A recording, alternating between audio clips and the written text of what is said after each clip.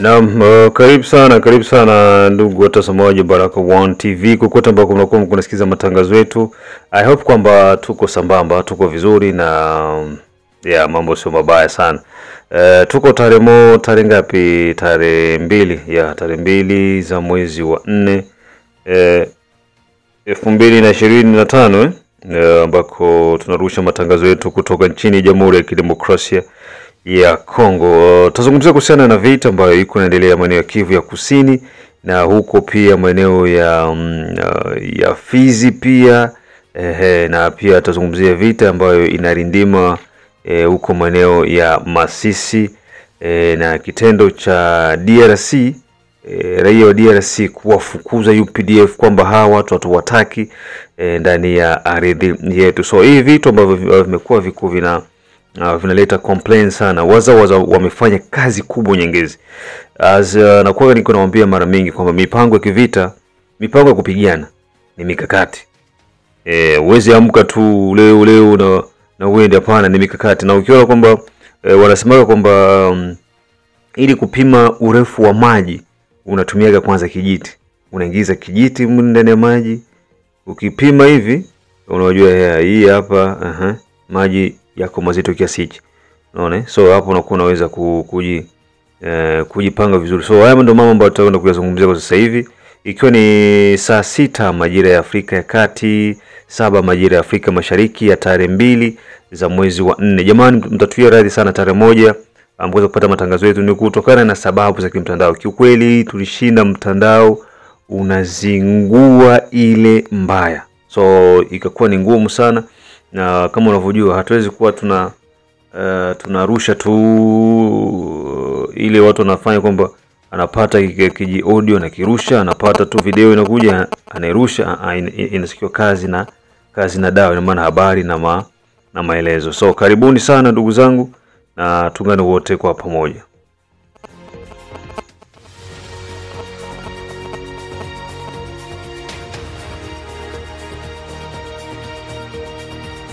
So kumbuka tu kwamba operation Saidia Mzalendo bado iko inaendelea na tunazidi kuhamasisha ndugu jamaa na marafiki wote kwa pamoja ili tuweze kusaidiana katika hili swala.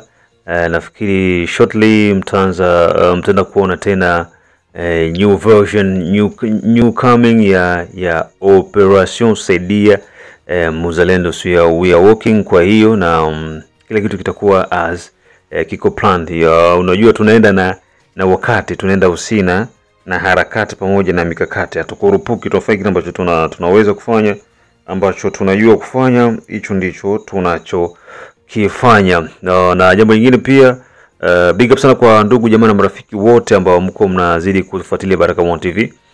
Mko wengi beyond kila Mawe kutoka Rapids, wazee wa state ya Maine, unaona Ejide Kizenga Tembele, Shaban King Sele, Asimwe Baguma Samuel kutoka Czech Republic, Romaki Afrika Kusini, Mohamed Papi Rajab Afrika Kusini, Jedone Buto Tomishai kutoka Michigan, Jacques Bahati, Kiza Salum, Mashaka Ayamba, Hasani Ramadhan, Emmanuel Mangombe, Elisha Nairobi Kenya, Dalaitesha USA, Akis Kandeki UK, Dafreza UK.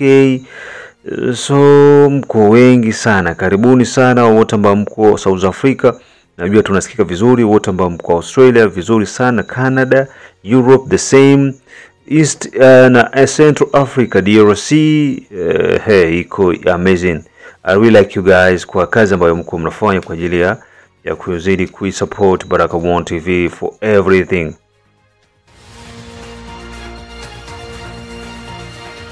Sasa taarifa ambazo niko nazo ni kwamba Nyangezi bwana, mambo imekuwa imeenda mrama kwa upande wa magaidi wa M23, maana wamekutanana na kile ambacho hawakuwa wana expect kukutana nacho.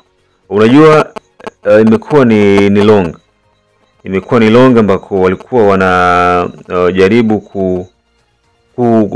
kuminimize, kudharau, wanawadharau wanachukulia simple, wanafikiri kwamba kitu kiko easy, wakati waza wako wanafanya chini juu ili kumake sure kwamba wanafanya kile ambacho kinastahili kufanya na kuweza kurejesha katika mikono yao maeneo yote ambako yameweza kuchukuliwa na magaidi wa M23. Sasa mapigano yalianza tokea saa 11 za alfajiri.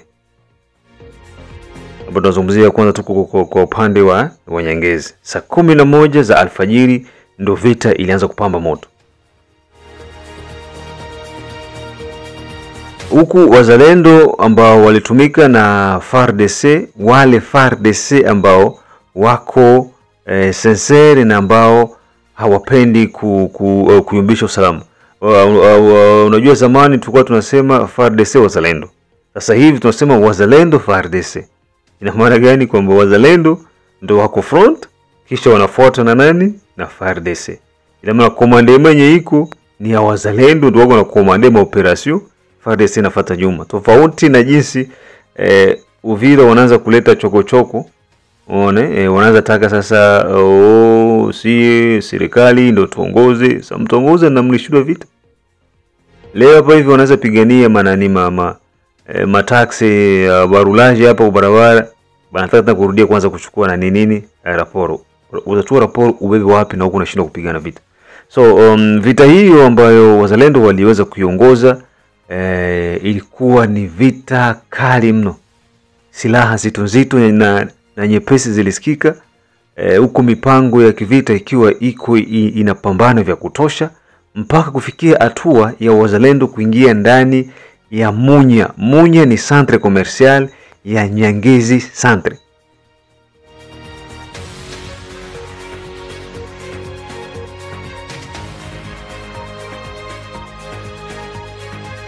Unaona bwana, ukumbuke tu kwamba pale Nyangezi M23 ilifika na ikaweka bashefu yao pale, ikaweka watu wao pale, watu wakaipigia mikofi pale, watu wakasema nini, watondoke hapa, tuko hapa.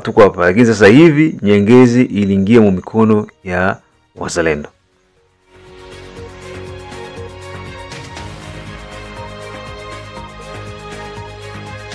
Munya inajulikana kwa jina la Nyangezi. Ukisema kwamba Munya Munya ndo centre commercial, maarufu ni Nyangezi. Labda watu wanafanya confusion, Munya ni wapi? Munya ndo Nyangezi centre, yani wako ndani ya Nyangezi yote.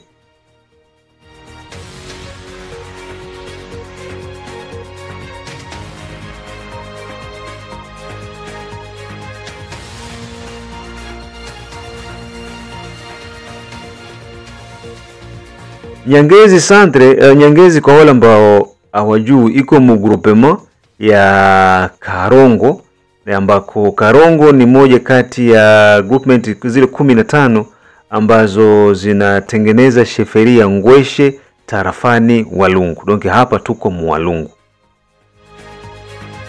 Na ukitoka Nyangezi kuingia Bukavu ni kilomita 20.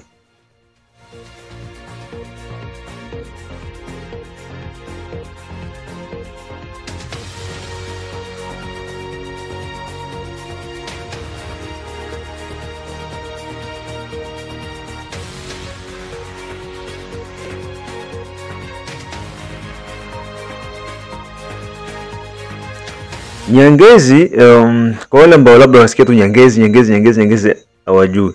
Nyangezi iko katika barabara ya taifa nambari 5 ambayo ina upana wa kilomita 180 na ikiwa ni sehemu sahihi, sehemu nzuri sana ya mikakati na ambayo ina manjia na barabara za kwenda Ngweshe kwenyewe, Kaziba, Kabare, sawa, na inaunganisha Bukavu pamoja na Kamanyola na kushuka hadi Uvira. Donc ukiwa huko Nyangezi, uko access ya kushuka Kabare, unaenda Kaziba, unaenda Ngweshe kwenyewe, unaenda Kamanyola. Donc kitendo cha wazalendo kuingia pale, tayari kwanza wanavunja ile njia ya M23 ya kwenda Kamanyola.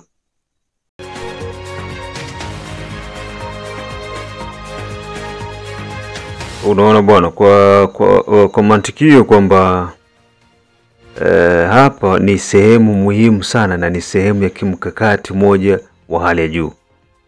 Utafahamu tu kwamba hawa jamaa na magaidi wa M23 wako Kamanyola, na kuna wale ambao walienda maeneo ya Kaziba pia kule wakafungiwa njia, wakakungutwa, wakakutanana na kipigo kimoja ambacho ni cha ajabu kenye hawezi kufikiria.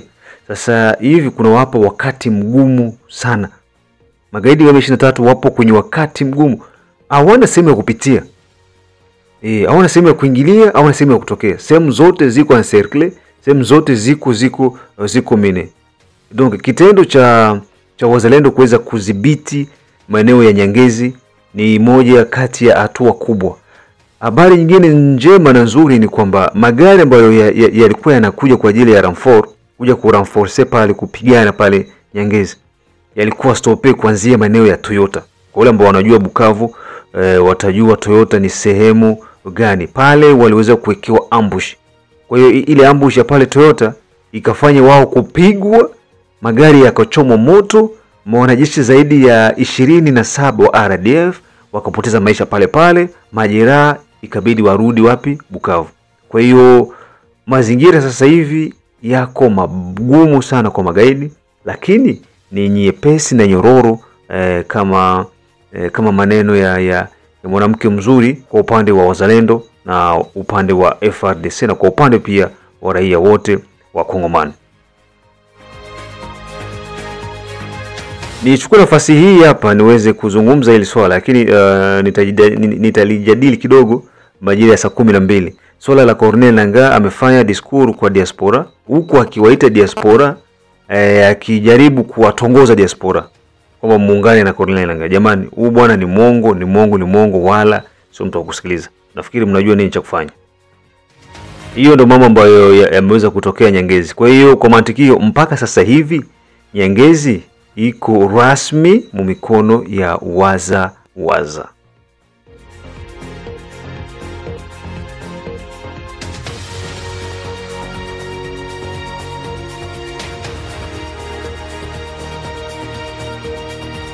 Ukiachana na maeneo ya huko, tukichukua maeneo ya mapigano ambayo yamefanyika huko maeneo ya tarafani Fizi, ambako Twigwaneo, Red Tabara ambao ni washirika wa M23, utajua tu kwamba kuna Ramfor ya M23 ilikuja, na kuna ndugu yangu ameniambia kutoka sehemu kwamba kuna watu Twigwaneo wa Nyarwanda wameenda kule na tulikuwa tuko nao huku.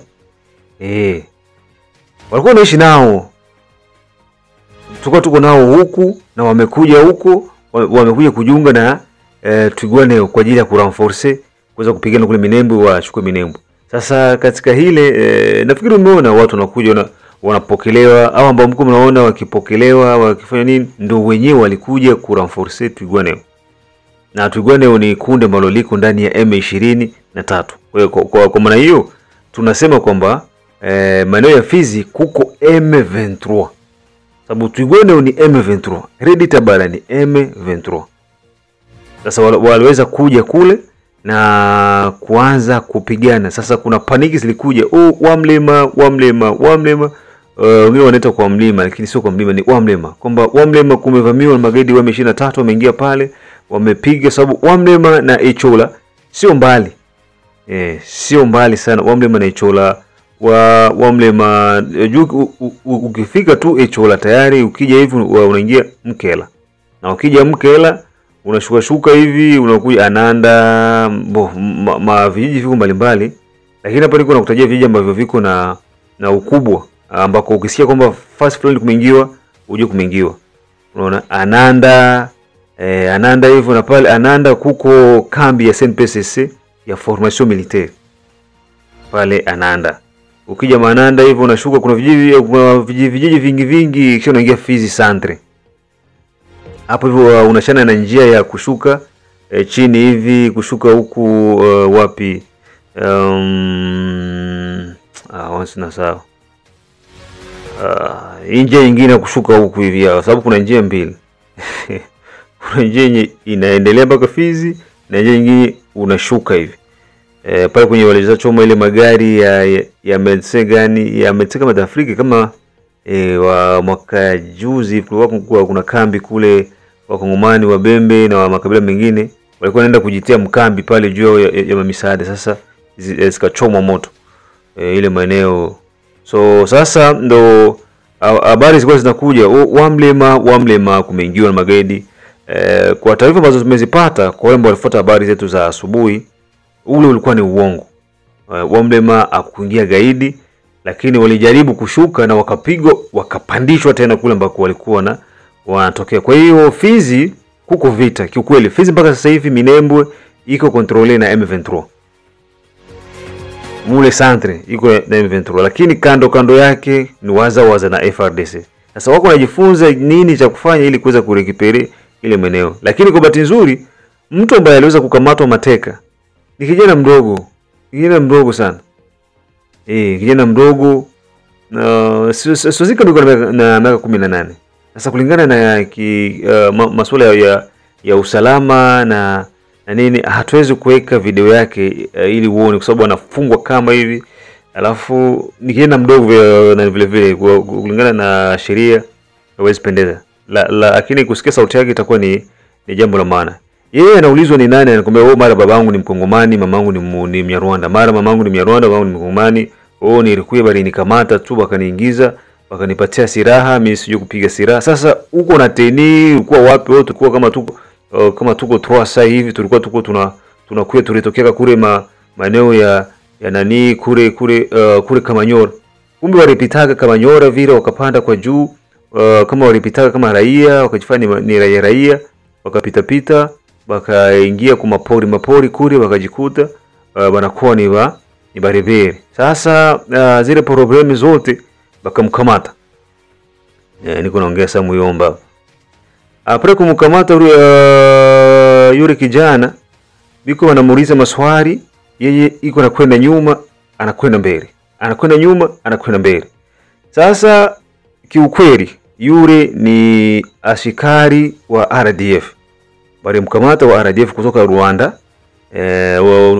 Unajua waliweza kufanya, waliingiza watu wanaingia kama vile raia.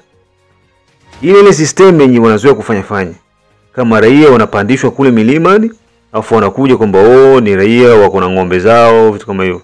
Sasa upeti antuka ni M23 walimkamata kule maeneo ya Fizi, na yote ambayo walikuwa kunazungumza naye tusikie.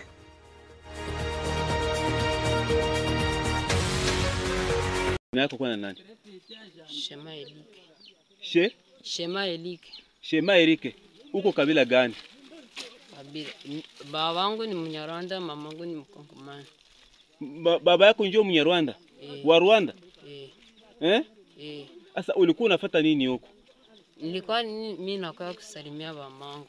Sasa hii teni, mtu mwenye anakuwa salimia mama yake analetaka teni ya basoda. Hii teni balinikamata bakanivalisha hayo.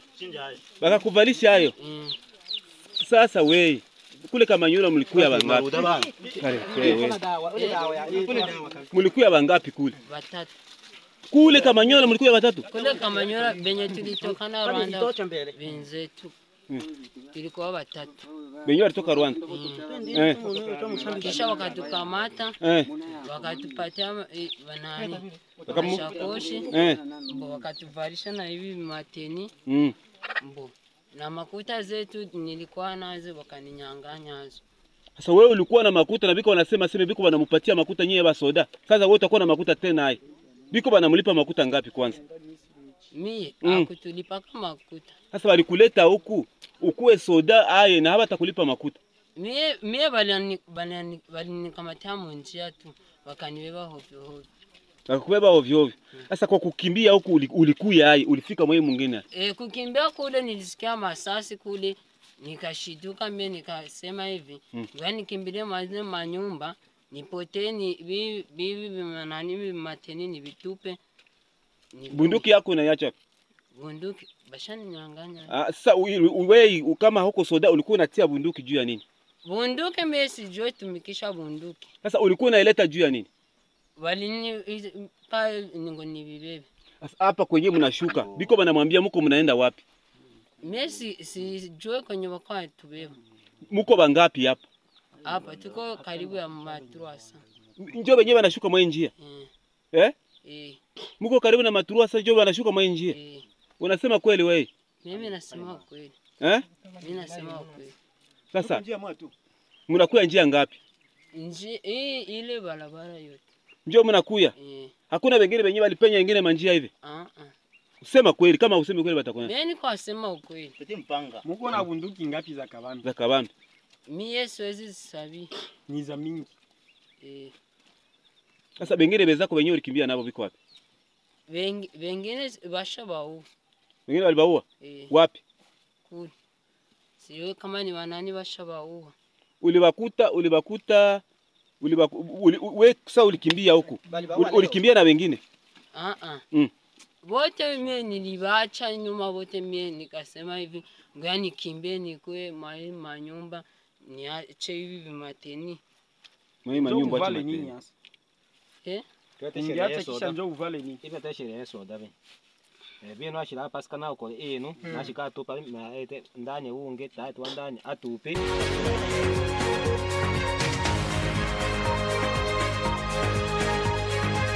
Ukiachana na jinsi mmesikiliza bwana mdogo hapo, kitu kingine ni kuhusiana na UPDF. UPDF wakongomani wamechoka Butembo, Beni na sehemu zingine kwa sababu kitendo cha kwamba UPDF inasema haitapigana na M23. Sasa M23 ni adui, anatutishia usalama na anakuja. Kisha mnasema kwamba mtapigana naye. Okay, mtapigana na nani? Exactly what do you want? What are you going to do if you want to fight against M23? And they are our enemies. So you have to leave. That's the only way. We cannot collaborate with UPDF ambayo haitaki kupigana against M23. Na maneno ya mvuta bange Muhozi Kainerugaba ambayo kila siku iko na achoki kutukana na serikali na kuzalilisha na wakongomani. Kwa hiyo raia wa Butembo wameweza kuchachamaa na kuifukuza UPDF. Waondoke Butembo, watu wataki, maana ni wajinga, wako wanakuja kutuharibia, wanashindwa kupigana, wanasema hawatapigana, kwa hiyo warudi kwao sasa. Haina maana sisi kuwa nao. Na unajua serikali ni ya wananchi na wananchi ndio serikali, na nchi ni ya wananchi na wananchi ni raia, na wao ndio wanaamua kwamba hao jamaa jinsi they don't want to fight, they must go. Yeah, that's it. You don't want to fight, just go. Leave us alone. Leave us alone. If you want to fight, you just go, leave us alone. Hiyo ndio watu wako wana declare na kuwafukuza RDF waweze kwenda kwao, maana hawataki kupigana. Kwa upande mwingine pia ni kwamba Walikale nako moto unazidi kuwaka moto.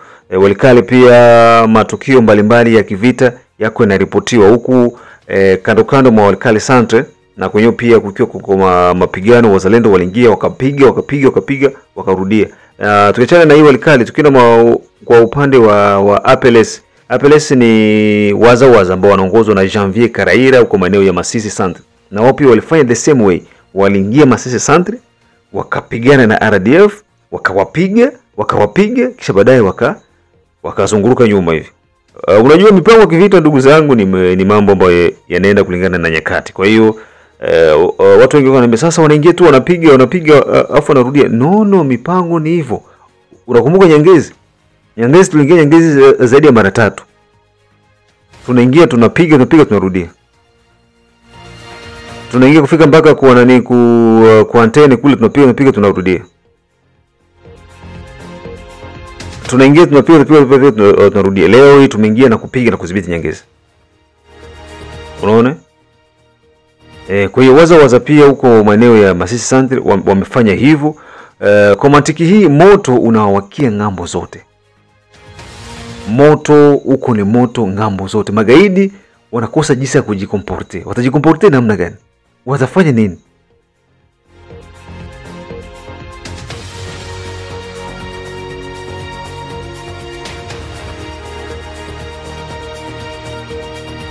So mambo yanakuwa ni magumu sana kwa upande wa magaidi ndugu zangu. Kikubwa tu ni hapa wananchi wote waweze kukaa waungane kwa pamoja, washirikiane, wasupport wazalendo, waisupport FARDC yetu ambayo iko kwa upande wa wazalendo, na tusapotiane pia ili tuweze kufika hatua ambayo tunatakiwa tuweze kufika nayo.